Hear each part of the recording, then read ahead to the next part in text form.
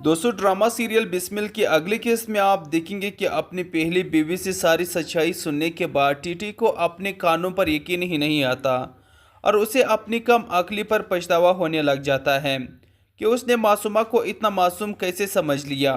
वो लड़की जो मेरे पैसों के पीछे मुझसे शादी करके मेरी बीवी बनी बेटी है, वो किस तरह से बर्दाश्त कर सकती थी कि मैं अपने बेटे की खुशियों में शामिल होता और अपनी पहली बीवी को तरजीह देता। ये सब कुछ मासूमा का क्या तरह है। अब टीटी को एहसास होने लग गया है कि उसने जो कुछ भी किया वो बहुत ही गलत था। बेशक टीटी मूसा की शादी में जाना चाहता था, लेकिन मासूमा की मकारी और चालाकी की वजह से टीटी सब की नज़रों में बहुत ज़्यादा बुरा बन चुका है। हालांकि टीटी मूसा की शादी में खुद शरीक होना चाहता था।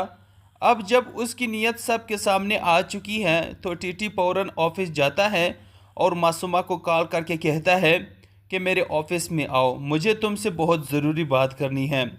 जब मासूमा टीटी की कॉल सुनती है तो उसे काफ़ी डर लगने लग जाता है, क्योंकि टीटी काफ़ी गुस्से में होता है और मासूमा को समझ नहीं आ रही कि टीटी इतने गुस्से में क्यों है। खैर, वो डरती हुई टीटी के पास पहुंचती है और उससे कहती हैं कि जी बोलिए, आपने मुझे बुलाया था। तो टीटी कहता है कि तुम मेरे साथ ऐसे कैसे कर सकती हो मासूमा।